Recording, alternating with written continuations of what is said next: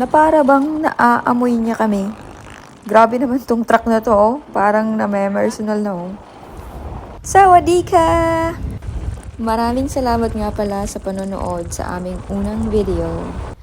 Pero hindi pa dyan nagtatapos ang aming paglalakbay. Paglalakbay? Tinanong ko si Tobol kung nakapunta na siya sa Central Plaza Mall ng Kurat. Pero ang sabi niya, hindi pa daw. Kaya naman, inaya ko siya doon para doon na kami kumain ng tanghalian. Ang Central Plaza Mall nga pala ay parang SM din ng Pilipinas. Gutom ka na, Noy? Okay lang. Nakakitang dain. Gusto mo? Siya daing ayun. Oo, no? Utang ina pansit canton man yan. Oo, pag ako may daing.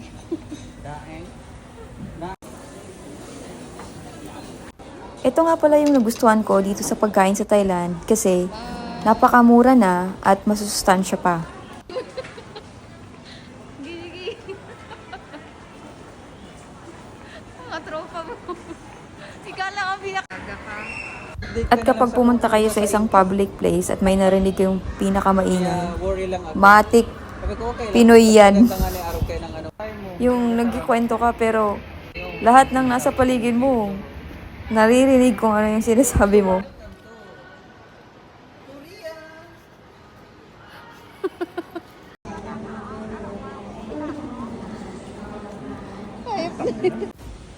At pagkatapos naman namin kumain, naglibot-libot kami sa mall at nagdesisyon kami na umuwi na kasi may pupuntahan pa kami mamayang hapon.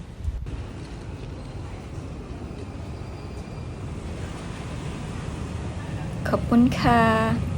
Napansin namin na napakaraming sasakyan at mga tao ngayon sa syudad dahil ngayon ang araw ng pagtatapos ng mga estudyante sa kolehiyo ng isa sa pinakamalaking universidad dito sa Kurat. Medyo mainit na nga ang panahon ngayon at habang tinatahak namin ang daan pauwi ng bahay ay nakita namin si Kuya na napakasipag. Sana maging successful ka, Kuya. At nagpatuloy na kami sa aming paglalakbay. At ang daming chismis ni Tobol.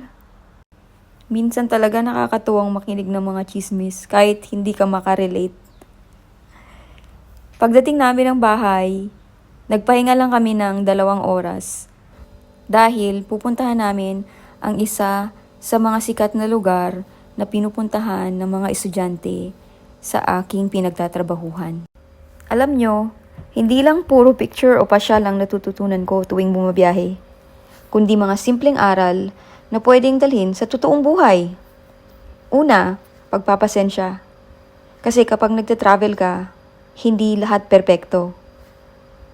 Traffic, mali-mali yung direksyon, nasisiraan ka ng sasakyan o sinasakyan, o nauubusan ka ng gasolina sa gitna ng daan. Minsan kailangan mo lang huminga, ngumiti, at enjoy ang journey. Pangalawa, pagtitipid. Hindi mo kailangan gumastos ng malaki para ma-enjoy ang biyahe. Basta marunong ka lang mag-budget. At pangatlo, sumama sa hindi maarte. Alam mo yung mga kasama mo na game kahit saan. Sila yung masarap kasama sa travel. Yung tipong okay lang sa street food, okay lang maulanan, at laging good vibes. Mas nakaka-enjoy ang biyahe kapag simple lang at walang reklamo. Kaya yun guys. Guys! Ako ba to? Alright! At nandito na nga pala kami sa Lam Sam Roy. Ito nga pala yung unang pagkakataon na napuntahan ko ang lugar na ito. Noong mga panahon, sobrang saya ko pag nakakapunta ako sa syudad. Pero habang tumatanda, parang nare-realize ko kung gaano asarap mapunta sa isang lugar na katulad nito.